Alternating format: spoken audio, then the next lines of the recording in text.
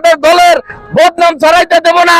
যারা বিএনপির নাম ভাঙাইয়া এই দেশকে অরাজকতা সৃষ্টি করে, যারা চাঁদাবাজি করে, তাদেরকে আমরা এই দেশ থেকে বিতাড়িত করব। আমি এই মানববন্ধনে চাচ্ছি যে আমি সুস্বাস্থ্যভাবে যেন আমি ব্যবসা করতে পারি, আর চাঁদাবাজি যেন মুক্ত থাকে, আমাদের যেন এখানে কেউ আসে ডিস্টার্ব না করে, আমি যেন আগের মতো সেই ব্যবসা বাণিজ্য করতে পারি। আমার এটাই স্ট্যান্ডে এই দুর্নীতিবাদ চাঁদাবাজির বিরুদ্ধে আমরা যেই মানববন্ধন করিতেছি, আপনারা তার ভুক্তভোগীদের বক্তব্য শুনেছেন। এখানে অনেক দিন যাবৎ আমিও শুনতে পাচ্ছি এখানে অনেক চাঁদাবাজি হচ্ছে। আমাদের নির্দেশ, কোথাও কোনো স্ট্যান্ডে কোনো অবৈধ কোনো চাঁদাবাজি হইবে না। কোনো দোকানপাট, স্কুল, দোকানপাট, গাড়ি কোনো থেকে কাউন্টার থেকে চাঁদা দিতে পারবে না।